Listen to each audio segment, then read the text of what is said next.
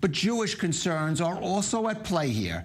Though Duda is seen as a supporter of Israel, he's echoed the government's stance of completely denying any Polish complicity in the Holocaust, including the denial of any reparations for survivors, declaring just a few days ago, quote, "There won't be any damages paid for heirless property. I will never sign a law that will privilege any ethnic group vis-a-vis others. Damages should be paid by the ones that started the war." Well, joining us in studio now for more on this is Zvi Ravner, the former Israeli ambassador to Poland. Thank you for joining us, Mr. Ambassador. First, let's just look at this election in total for the nation of Poland, because it really does seem a real key choice for the country to make. More integration into Europe, more liberal outlook on a number of issues we haven't discussed, LGBTQ, for example, or more conservative, more populist, more at odds with Europe.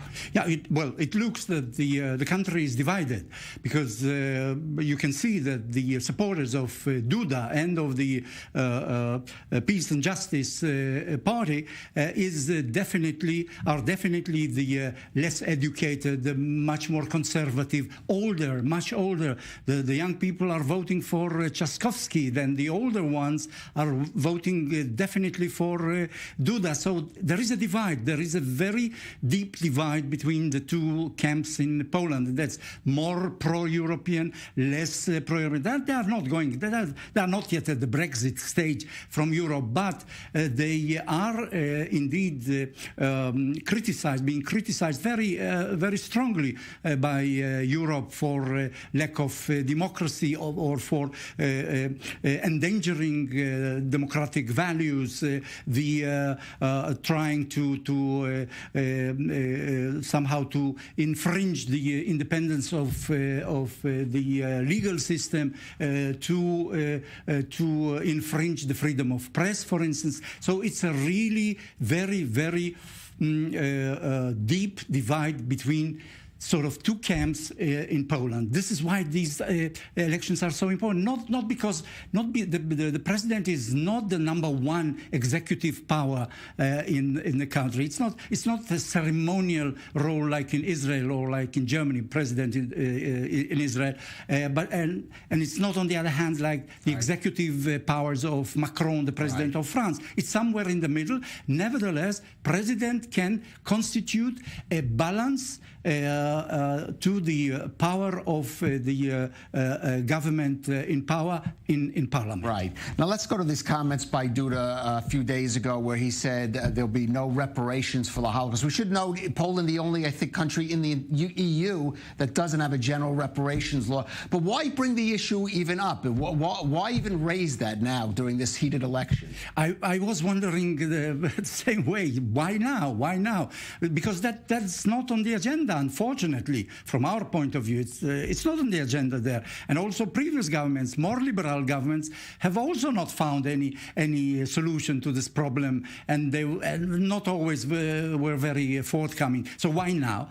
Apparently because of the tie, because of the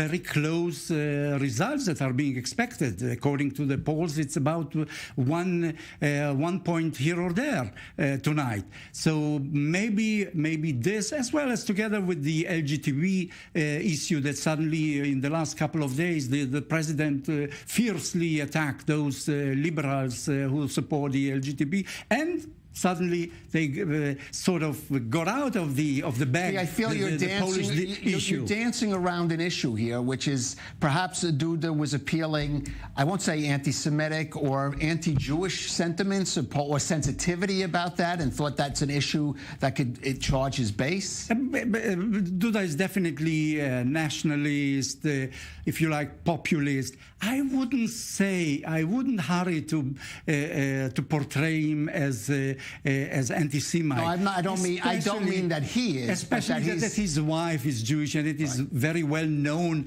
factor. And you see, his camp, the conservative camp who supports him, doesn't matter the fact that he is married to a Jewish woman. I don't mean that him personally, but sort of populist rhetoric edging into perhaps... And you know, I have to say that there is quite a lot of support for Jews and especially for Israel, even among the conservatives. Very much so. Very much so. The friendship group, parliamentary friendship group with Israel in the Polish Sejm, the Polish parliament, is the biggest one, with something like 1/3 of the members of the parliament are declared supporters of Israel and of the Jews. So it's not necessarily this, but unfortunately about the reparations, about the properties, the Jewish properties, there it's a very staunch and also about the issue of this Polish president and his government of Polish complicity or some level of Polish collaboration in the Holocaust. That's a very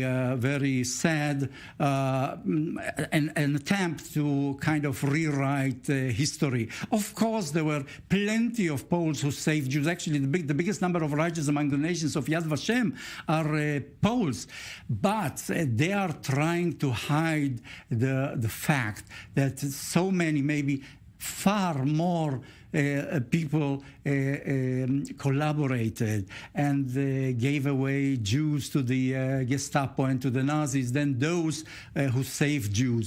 That's reality, that's the fact, and they are trying, very unfortunately, trying sort of, I wouldn't say to rewrite history, but somehow to unbalance it, and of course we don't like it, and many other countries, and of course history doesn't like it. Right, well, we'll see how history is decided in the coming days with this election. Ambassador Tzvi Rev, now thank you for joining us on The Rundown.